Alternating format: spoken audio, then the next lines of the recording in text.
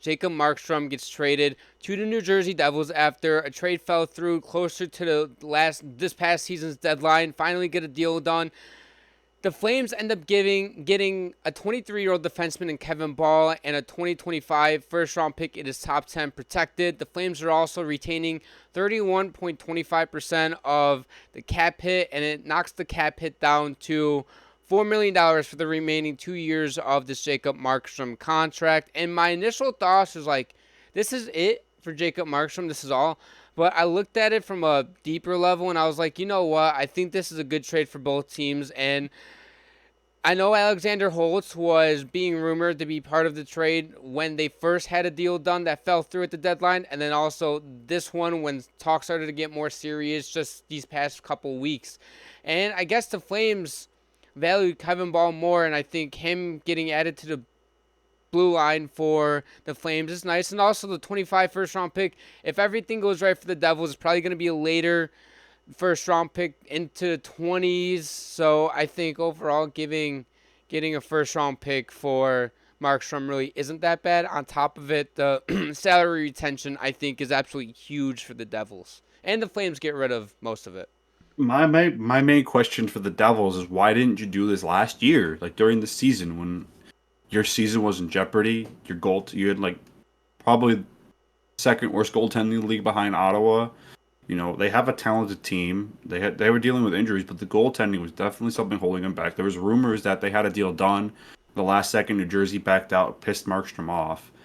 And I guess that part of the reason why I think Markstrom was going to be moved no matter what this offseason, I think he was pissed off at the Flames for, saying, hey, can you waive your no trade clause?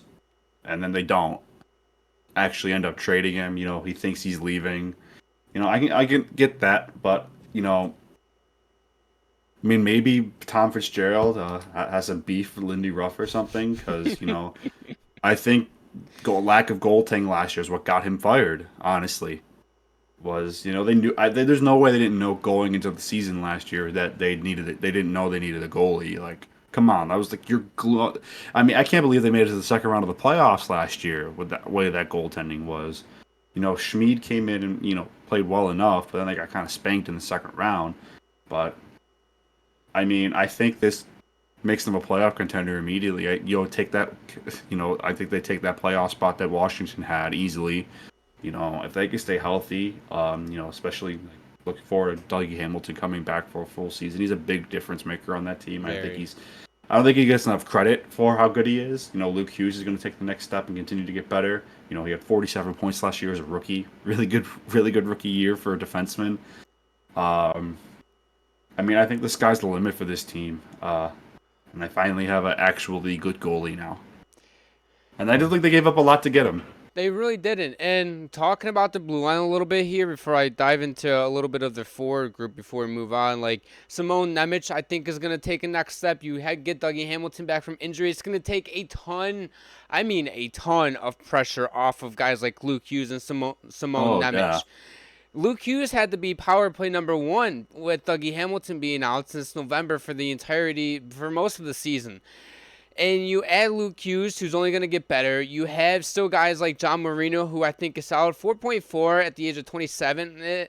I mean, contract could be definitely better, but I think Yogi Sagenthaler is great for them as well. So I think their blue line is going to be very well-rounded. And on top of that, with their forward group, you get Jack Hughes. Hopefully a healthy season from this forward group, especially because outside of Dougie Hamilton, the blue line was relatively healthy. Jonas Sagenthaler's out for a few with an injury as well. But the forward group suffered mightily. Jack Hughes out for 20-plus games total in the season. You had, I think, Eric Harlow was injured for a couple games. Who else? Nico Hischier missed some time. So some of your top guys missed some valuable time for the Devils, which it could be a little bit of everything. Obviously, goaltending was one of the issues on the why this team, well, actually the main issue on the why this team wasn't that great. But if you keep guys like Jack Hughes, Timo Meier, Jesper Bratt, I think worth the $7.875 million beautiful contract. You still have guys like Alexander Holtz, who I think is going to get a little bit of a bigger role, especially with Sheldon Keefe. And I think Sheldon Keefe is a good coach for this team. He already dealt with Toronto, and I think right now the Devils are in a much better spot with Toronto. He's given a much better goaltending tandem that he can work with. And granted, with Toronto, you had four guys that your core four that were locked in for $40+ million in cap space. You have a bunch of contracts here that Tom Fitzgerald has actually stolen. Jack Hughes at 8. Steele, Jesper Bratt, I already talked about Steele. Nico Hischier, 7.25, great contract. Timo Meier started to get going at the end of the last season after Timo Meier, not after, what the fuck, after Lindy Ruff got fired. He's at 8.8. I want to see a full season under Sheldon Keefe, what he can do. I still think the 8.8 might be a little bit of an overpay, but at the time that the contract is signed, he was worth the 8.8, just had a down season.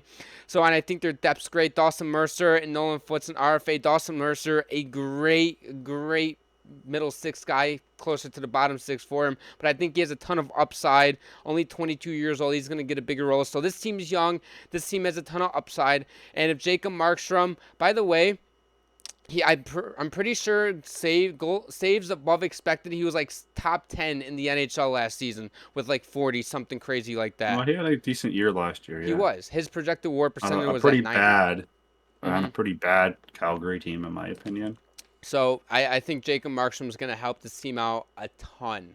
Well, don't forget they also have Jake Allen as their backup Yes. now. He's I think, one of the best backups in the league. So you go from a situation where you had probably one of the worst goaltending situations in the league to one of the better ones. I mean, you got two veteran players now, though. So, Markstrom 34, Allen 33, so a little bit older. You still got to find that next young goalie, but that gives you a couple years at least to figure it out, and they could possibly extend Markstrom. I know he's under contract for another year after this upcoming season.